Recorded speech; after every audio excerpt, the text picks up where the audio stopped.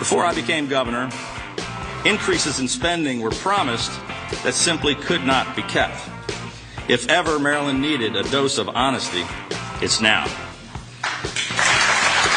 If there was to be a honeymoon between this Republican governor and the Democratic-controlled legislature, well, it ended today. That was Larry Hogan delivering the State of the State address, followed by reporter Brad Bell, who says, you know what, the battle lines have now been drawn in Annapolis. Joining us now on the line, Maryland political analyst and all-around good guy, Blair Lee. Good morning to you, Blair. Hey, guys. Well, is that the case? Is it indeed a situation where the battle lines have been drawn, and it looks like Republicans, the Republican governor and the Democratic legislature are about to go to war? You're absolutely right. The honeymoon is over between the budget that Hogan unveiled last month and now his State of the State address today. He has laid out his blueprint for how he wants to govern, and the theme of his State of the State was that Maryland is a great state, but we're underperforming. He used all kinds of phrases like put the state back on the right track and find a new path, a new course, a new direction, change Maryland, and of course he wants to attack the status quo, and the status quo is the Democratic Assembly and the former Democratic governor. So, yeah, it's a train wreck. Well, and Blair Lee, in terms of going after that status quo, the Democratic Assembly, he said toward the end of his speech, and it hasn't gotten picked up too much, he wants to look very seriously about the ridiculous gerrymandering and look at some very real redistricting in Maryland. What kind of fight is that going to be? That is the most intriguing and the most politically fascinating of all of his points yesterday, and it works like this. Under the Maryland Constitution, the governor of Maryland writes the redistricting map, the gerrymandering map, for all 47 state legislative districts and for all 8 congressional districts. Now, Larry Hogan, in this first term, will not be the governor that writes that map because that map only comes after the annual federal census, which will be in 2020. But if Larry Hogan wins re-election in 2018, he'd be writing that map, and that's a Democratic nightmare. All right, so here is Larry Hogan talking about the thing we talk about a lot here in the state of Maryland, and that is the rain tax. And if there was one message that Marylanders have made perfectly clear, it was that taxing struggling and already overtaxed Marylanders for the rain that falls on the roof of their homes was a mistake which needs to be corrected. The sound you hear there is of Republicans clapping and the Democrats sitting on their hands, having virtually nothing to say about this. Is this one area where he might actually gain some traction? That Democrats, you know, if you talk to them privately, do they admit that, yeah, okay, we're going to have to do something about this? It is the one proposed tax cut that he might get away with the Democrats, and here's why. And this is kind of funny. All the other tax cuts he talked about would obviously reduce revenue, state revenue, and we are hard-pressed right now to get a balanced budget. He's already proposed $1.2 billion in spending cuts, so how can you cut more taxes and reduce revenue? Well, the rain tax has no fiscal impact on right. State revenues. It's a local tax.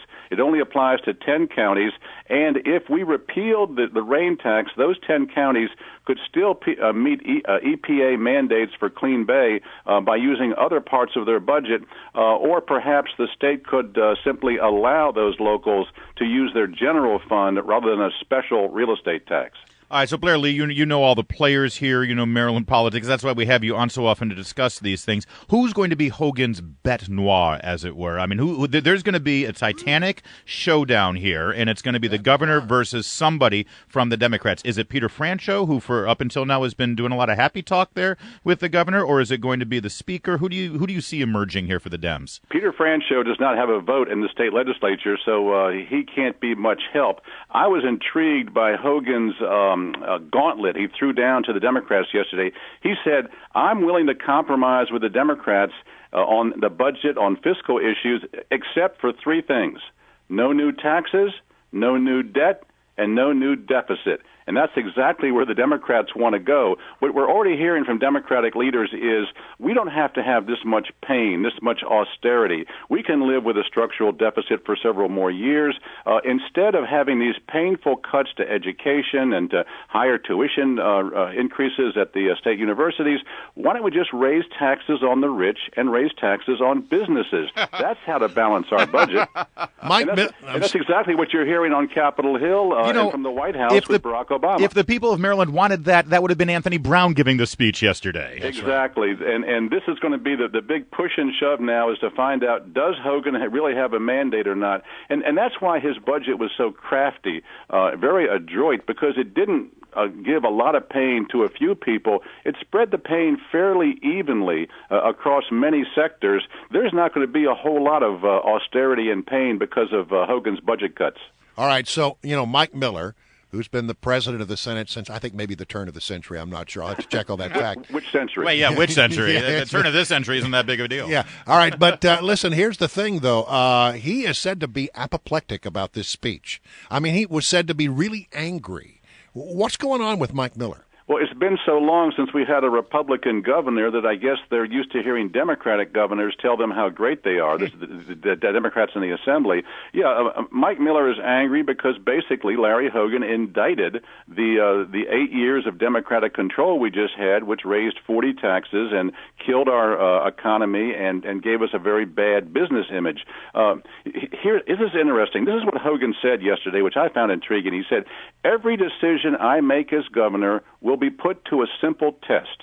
Will this law or action make it easier for families and small businesses to stay in Maryland, and will it make more families and small businesses want to come to Maryland?" That's going to be his guiding light, and it's basically going to be spending within our means, reducing taxes, and shedding our anti-business image. Blair Lee, one thing that really resonates with our listeners right here in our area is the Purple Line. It's something that was a big part, and Hogan mentioned it quite a bit when he was campaigning.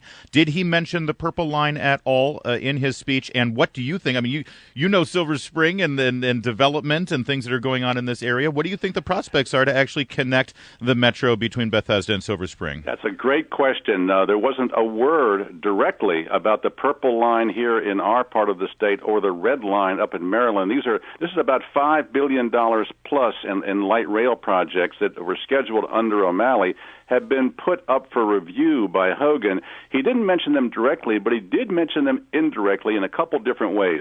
One thing he wants to do is repeal the automatic increase every year in Maryland's gas tax. Back in 2013, O'Malley and the Assembly increased Maryland's gas tax 83%, and then they put on an additional condition that says that every year the gas tax will automatically increase with inflation.